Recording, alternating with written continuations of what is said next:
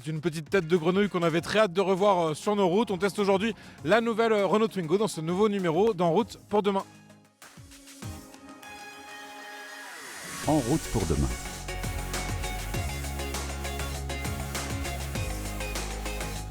On ne présente plus la Renault Twingo, l'iconique citadine du losange, lancée pour la première fois en 1993 et écoulée depuis à plus de 4 millions d'exemplaires sur 3 générations. Gros changement sur cette 4e génération, c'est tout simplement la première à être uniquement proposée en version 100% électrique, alors que ce n'était qu'une des motorisations proposées sur la précédente, la 3e.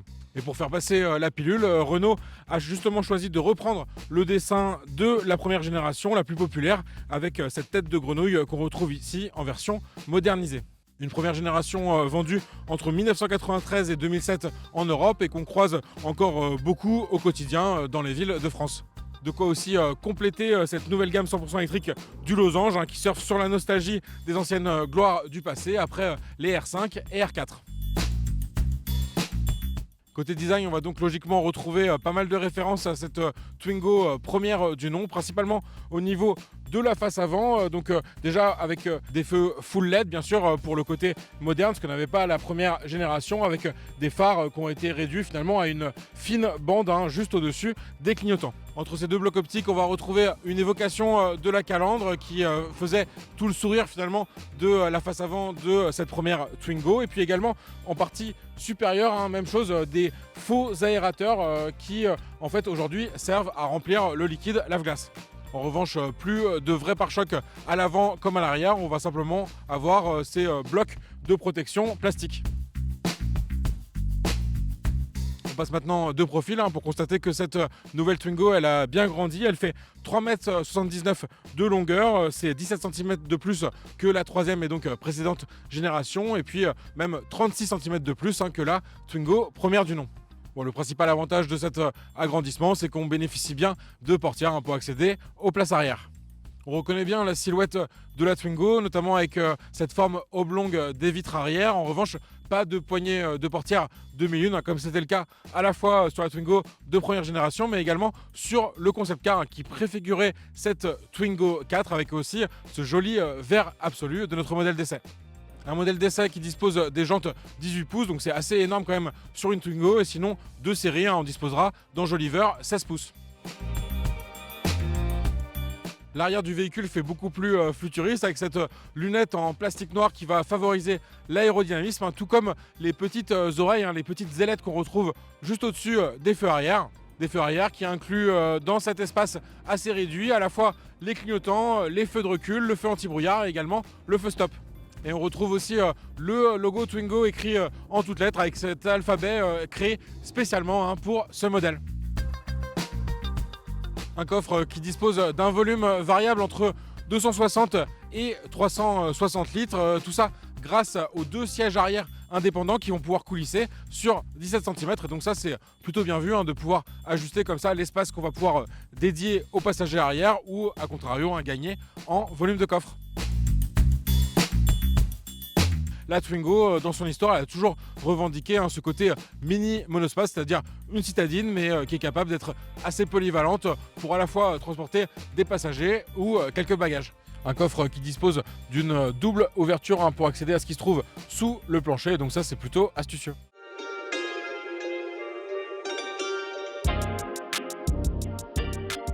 À l'intérieur, c'est le plongeon dans la modernité confirmé, mais toujours avec un objectif quand même de rester sur des prix contenus. C'est pour ça qu'on va retrouver quand même pas mal de plastique dur, mais on va dire que la présentation pour ce rapport qualité-prix, elle est carrément correcte.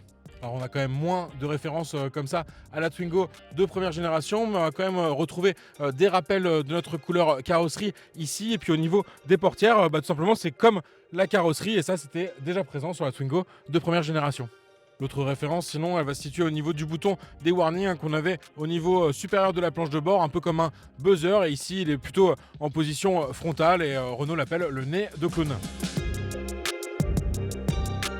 Côté interface numérique, on retrouve sinon ce qui fait la force de Renault actuellement, depuis les dernières R5 et R4 et qui avaient été introduits sur la Mégane électrique, donc le système Open Air Link avec Google. Sauf qu'ici, il bénéficie d'une présentation adaptée à ce format compact de la Twingo. Donc on va retrouver un écran tactile de 10 pouces avec toutes les fonctionnalités liées justement à cet écosystème Google, notamment le planificateur d'itinéraire, ce qui est toujours pratique sur une voiture 100% électrique pour savoir combien on aura d'autonomie à l'arrivée et puis si on a besoin de se charger ou trouver les différents points de recharge sur son parcours. Et pour le conducteur, un écran 7 pouces, donc d'une taille assez généreuse pour afficher quand même pas mal d'informations. Et puis avec comme ça un affichage assez mat, ce qui va être très bien pour être visible, même lorsqu'on est gêné comme ça par le soleil. Un autre bon point, sinon, ça va être au niveau des commandes de climatisation qui sont physiques et puis avec des curseurs à tourner. Bref, on n'a pas besoin de passer par l'écran tactile pour la régler. Et donc ça, c'est vraiment positif. Et toujours dans ce côté à la fois pratique et polyvalente de la Twingo, on va trouver quand même pas mal de rangements. Un espace ici sur la planche de bord, par exemple pour mettre un smartphone et puis avec ces petits espaces qui vont éviter qu'ils se baladent un petit peu partout comme ça pendant la conduite. Un autre bac de rangement au niveau de la console centrale. Nous on dispose en option aussi d'un accoudoir équipé de fermeture éclair qui vont rajouter, on va dire, un espace où on peut mettre des petits objets. Et même chose dans la portière avec, à noter au passage, ces poignées d'ouverture qui sont assez originales, donc il faut un petit peu de temps pour s'y faire, mais ça se révèle assez pratique et fonctionnel. Alors même si on sent qu'il y a cette volonté quand même de réduire les coûts avec les vitres arrière qu'on va pas pouvoir ouvrir et fermer, mais avec une simple ouverture au compas, donc une ouverture partielle ou encore des petites vis apparentes qu'on va retrouver au niveau des portières, l'ensemble il présente plutôt bien. Il y a même une certaine gaieté qui peut se dégager de cette Twingo avec ces petits tapis de sol à motifs. Encore une fois, la couleur verte de notre modèle d'essai et puis ce lettrage de, encore une fois, cet alphabet inventé qu'on va retrouver un petit peu partout dans le véhicule au niveau du plafond également molletonné ou aussi sur cette petite barrette à l'entrée au niveau de la portière qui affiche pas mal de phrases qui évoquent comme ça le voyage ou même chose quand on ouvre le coffre et qu'on a cet affichage ouvert d'esprit. Si on ne peut plus passer cette nouvelle Twingo en mode couchette comme la première génération, on peut en revanche incliner le siège avant vers l'avant, ce qui est quand même assez rare, et couplé au siège arrière, finalement faire rentrer un objet de 2 mètres dans cette Twingo ultra compacte. Et donc un modèle qui reste compatible avec une sortie dans un magasin de meubles ou de bricolage le week-end par exemple. On a très envie de voir ce que donne cette nouvelle Twingo sur la route. On dispose aujourd'hui d'un modèle d'essai dans la finition Techno, ce qui nous permet d'avoir cette jolie clé avec le vert absolu en rappel et puis le logo Twingo. Et puis l'avantage qu'il me suffit de la poser, de mettre le pied sur le frein, d'appuyer sur le bouton Power et c'est parti.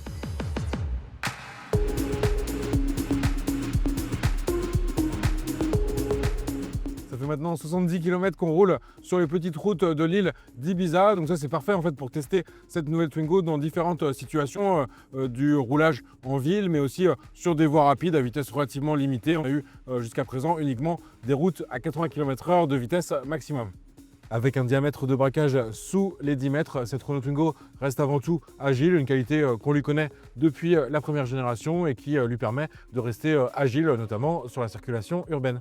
Sous le capot de cette nouvelle Twingo, on va retrouver un moteur 60 kW, soit 82 chevaux, mais en fait ça reste suffisant pour cette voiture qui est quand même assez légère. Pour une voiture électrique, on est à 1,2 tonnes sur la version de base Evolution, donc ce moteur on peut dire qu'il fait bien le job, il est assez dynamique. Renault annonce un 0 à 50 km/h en 3,5 secondes, donc ça c'est totalement respecté. Bon, bien sûr sur le 0 à 100, il va falloir être un petit peu plus patient que sur des modèles électriques bien plus performants, vu que Renault là pour le coup annonce 12 secondes. Justement, je trouve que le dosage au niveau de la pédale d'accélérateur, il est parfait parce que souvent sur des voitures électriques, on peut être un petit peu dépassé par un excès de puissance. Or là, c'est vraiment bien ajusté. Quand on appuie à fond sur la pédale de droite, on va avoir quand même suffisamment de puissance. Côté batterie, c'est un gros changement ça au sein du groupe Renault puisque elle intègre pour la première fois cette nouvelle Twingo une batterie en chimie LFP. C'est une chimie différente des batteries plus classiques, les batteries NMC pour nickel, manganèse, cobalt. Et donc sur du LFP, on va être sur une chimie lithium fer phosphate, mais ce qu'il faut retenir en fait, c'est que c'est une technologie de batterie qui est surtout moins chère, hein. Donc là-dessus, en fait, ça va permettre à Renault aussi de proposer cette Twingo à un prix assez compétitif, hein. On va dire qu'à capacité de batterie équivalente, on estime qu'une chimie LFP, elle va être 20 à 25% moins chère qu'une NMC. Alors ce qu'on peut noter d'ailleurs comme différence, hein, c'est dans les menus, en fait, dans la partie électrique, on a au niveau justement de la batterie une recommandation qui est de charger à 100% au moins une fois par semaine cette batterie LFP. Et ça, c'est justement une différence qu'on peut établir avec les batteries NMC où en général, il est recommandé de la charger plutôt au quotidien à 80% et à 100% uniquement que lorsqu'on a besoin pour un long trajet par exemple.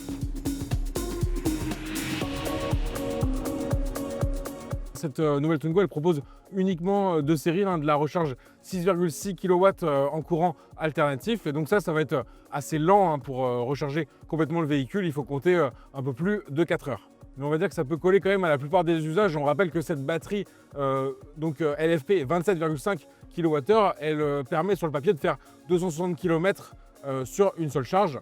Et donc si vous avez uniquement la recharge 6,6 kW, autant dire que il faut abandonner toute idée d'aller se lancer dans un long trajet ou alors vous avez beaucoup de temps pour recharger à chaque étape. Ce qui va permettre vraiment de sortir, on va dire, de sa zone urbaine ou périurbaine, ça va être finalement d'obtenir le pack Advance Recharge, hein, qui va permettre d'avoir à la fois de la recharge en courant alternatif jusqu'à 11 kW, donc ça c'est un petit peu mieux, on va charger plus rapidement en charge lente, mais surtout de bénéficier d'une recharge 50 kW, et encore une fois, comme la batterie elle a une capacité relativement limitée, là vous allez arriver à un 10 à 80% en une trentaine de minutes. Mais la vocation de cette nouvelle Twingo, ça reste quand même de circuler en ville ou autour de son domicile, sur des petites routes de campagne par exemple, sachant qu'on a trouvé le véhicule vraiment confortable à la fois en ville mais également sur des situations de roulage plus rapides. Donc on n'a pas eu l'occasion de tester sur autoroute limitée en France à 130 km/h, qui est d'ailleurs la vitesse maximale de cette nouvelle Twingo.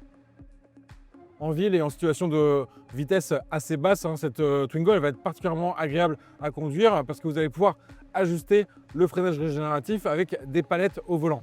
Et on va dire que le niveau ultime, ça va permettre vraiment d'utiliser uniquement la pédale d'accélérateur, donc c'est le fameux mode One Pedal. Et sur cette nouvelle Twingo, il est bien calibré, et donc par exemple à l'approche d'un dodan, il vous suffit de relâcher la pédale d'accélérateur et le véhicule, en fait, en récupérant l'énergie au ralentissement des roues, va vous permettre d'aller jusqu'à l'arrêt. Et d'ailleurs, c'est ce mode One Pedal qui va permettre de disposer de l'auto-hold, de l'arrêt du véhicule et le fait qu'il reste arrêté quand vous êtes immobilisé. Sinon, vous allez avoir un rampage, le véhicule qui va repartir tout seul lorsque vous êtes à l'arrêt.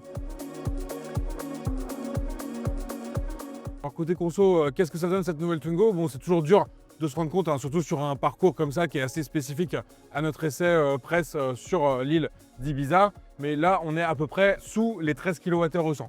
Et après, c'est assez simple, de toute façon, quand vous roulez avec cette conso de 13 kWh au 100, avec une batterie de 27,5 kWh, en fait, vous allez avoir à peine plus de 200 km d'autonomie. Donc quand même assez en dessous de la promesse des 260 km annoncée par Renault. Alors après, il y a moyen quand même de réduire cette consommation. Nous, par exemple, sur notre roulage du jour, on a roulé quand même un petit peu sur voie rapide, sur des routes avec du relief, pas mal de montées. Donc ça, c'est vrai que ça va aussi expliquer ce niveau relativement élevé de consommation sur cette nouvelle Twingo. Et on a pu tester aussi le mode éco, qui va quand même brider pas mal l'accélération et qui peut être une solution si, encore une fois, on veut parvenir à une autonomie plus importante à bord.